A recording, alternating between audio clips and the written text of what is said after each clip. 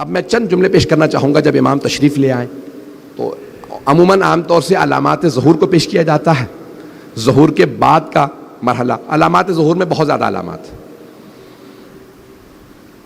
ظہور امام روز عاشور کریں گے اور مکے سے ظہور ہوگا، عصر کا وقت ہوگا۔ 313 امام کے ایسے خاص افراد ہوں گے جو فوراً بیعت کے لیے پہنچ جائیں گے۔ وہ سب مکے کے نہیں ہوں گے، دنیا بھر سے 313 خاص ہوں گے۔ لیکن روایات کے الفاظ ہیں کہ یہاں چلیں گے، چند لحظوں میں امام کی بارگاہ میں پہنچ جائیں گے۔ ارے جس کے چاہنے والے ایسے ہوں، سوچئے امام کیسے ہوں گے بھائی۔ اب چلتے رہیں گے میرے ساتھ؟ تو کہا یہ 313 چند لحظات میں امام کی بارگاہ میں پہنچیں گے۔ یہ ہوائی جہاز سے نہیں پہنچیں گے، یہ کوئی ہیلی کاپٹر لے کے نہیں جائیں گے، چند قدم لیں گے۔ اسے کہا جاتا ہے طی الارض، کہ ان کی زمین جو ہے ان کے لیے سکڑ جائے گی۔ وہ اتنی تیز سفر طے کریں گے کہ ہر چیز، ان میں سے ہر ایک کے پاس تلوار ہوگی اور نیام میں 1000 کلمات ہوں گے، اسماء یعنی اللہ کے نام ہوں گے 1000 کا۔ ان میں سے کوئی ایسا نہیں ہوگا جو عام آدمی ہو۔ وہ اتنے پہنچے ہوئے ہوں گے کہ بتا سکیں گے قبر میں کیا ہو رہا ہے کسی کی، پتہ نہیں لوگ ہیں یا نہیں ہے۔ ایسے افراد ہیں جو قبر کا حال دیکھ کے بتا دیتے ہیں باہر سے اس میں رحمت نازل ہو رہی ہے یا عذاب۔ لوگ امام سے متعلق شک کرتے ہیں، ارے امام کے تو خادم ایسے ہوں گے، امام کچھ اور ہیں۔ بات پہنچ رہی ہے میری؟ سنیں گے نا حضرات؟ تو کہا 1000 کلمات ہوں گے ان کی تلوار میں۔ یہ 313 دنیا بھر سے ہوں گے، سب سے زیادہ قوم مقدس سے ہوں گے۔ کتنے؟ 38 سب سے زیادہ قوم سے۔ اس کے علاوہ پوری دنیا سے ہوں گے، اور نام بھی اور بتایا بھی کون کون سے علاقوں سے کتنے کتنے ہوں گے۔ چھٹے امام نے ہر شہر کا نام بتایا کہ اس شہر سے اتنے، اس شہر سے اتنے، نجف سے کتنے ہوں گے، کربلا سے کتنے ہوں گے، بغداد سے کتنے ہوں گے، مدینہ سے کتنے ہوں گے، ہر شہر کا نام بتایا۔ گھبرا رہے ہیں حضرات مجھے لگتا ہے، سننا چاہ رہے ہیں، اس کا مطلب ہے سب ہے۔ تو کہا یہ 313 خاص ہوں گے۔ اچھا بہت سے لوگ گھبرائے جاتے ہیں کہ صرف 313 ہی ہوں گے ماننے والے، نہیں، ہم جیسے تو لاکھوں کروڑوں ہوں گے۔ وہ جو 313 خاص ہوں گے وہ ایسے ہوں گے۔ پوچھا مولا کون کون ہوگا ان میں؟ کہا اگر صحابہ رسول میں دیکھو تو صرف اور صرف اتنا معیار ان 313 کا بلند ہوگا کہ صحابہ رسول میں صرف سلمان کا اتنا معیار ہے، اصحاب امیر المؤمنین نے صرف مالک اشتر کا اتنا معیار ہے۔ پتہ نہیں لوگ ہیں یا نہیں ہیں، گھبرا کے سن رہے ہیں۔ اور 313 ایسے ہوں گے۔ کہا مولا کیسے ہوں گے؟ کہا حبیب جیسے 313 ہوں گے۔ کہا 313 خاص ہوں گے، ان میں 50 خواتین ہوں گی۔ یہ روایت علامہ محمد باقر مجلسی نے لکھی ہے کہ ان 313 میں بھی 50 خواتین ہوں گی۔ اس لیے ہماری بہنوں کو کبھی نا امید نہیں ہونا چاہیے کہ ان خاص میں جو خاص ہوں گے، عام تو بہت زیادہ ہوں گے۔ ظہور سے پہلے 1/3 جنگوں میں مارے جائیں گے، 1/3 بیماریوں میں، 1/3 باقی رہ جائیں گے۔ 2/3 لوگ مر جائیں گے، 1/3 باقی رہیں گے۔ تو کسی نے پوچھا مولا، چھٹے امام سے پوچھا، رسول خدا کی حدیث ہے اہل سنت کی کتابوں میں کہ دنیا کی آبادی 7 عدد ہوگی۔ یہ نہیں بتایا 7 لاکھ 7 کروڑ 7 ارب، اس وقت 7.5 ارب ہے۔ تو پیغمبر نے کہا 7 عدد آبادی ہوگی، 5 ہر 7 میں سے 5 مر جائیں گے ظہور سے پہلے۔ پیغمبر نے کہا میرے بیٹے مہدی کے ظہور سے پہلے 5 مر جائیں گے، آدھے بیماریوں میں، آدھے جنگ میں۔ گھبرا تو نہیں رہے؟ مجھے خاموشی سے کچھ نہیں ہوتا، بس بات پہنچتی رہے۔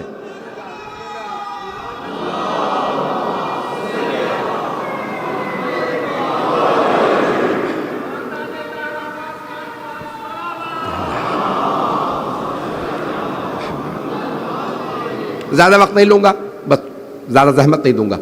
تو کہا کہ 313 خاص ہوں گے۔ جب پوچھا چھٹے امام سے، کہا مولا جب 2/3 لوگ مر جائیں گے یا مارے جائیں گے تو بچے گا کون؟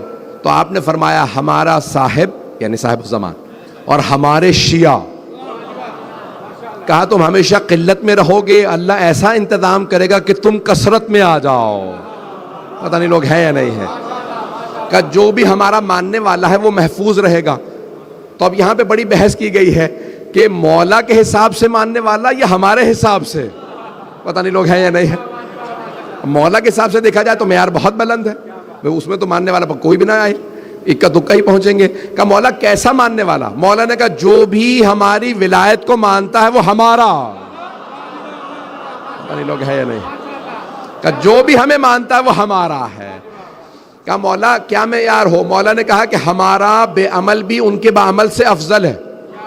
میں یہ لائسنس نہیں دے رہا ہوں گناہوں کا، لیکن اس کو کبھی بھی اپنے کسی گنہگار بھائی کو بھی توہین نہ کرے، میں اس لیے یہ بات پیش کر رہا ہوں۔ کہا کہ ہمارا بے عمل بھی ان کے بعمل سے افضل ہے۔ کہا مولا کیوں؟ کہا کیونکہ وہ ہمارا، جو ہماری ولایت رکھتا ہے وہ ہمارا ہے، جو مانتا ہی نہیں جتنا مرضی عمل کرتا جائے، جو مانتا نہیں کچھ قبول نہیں۔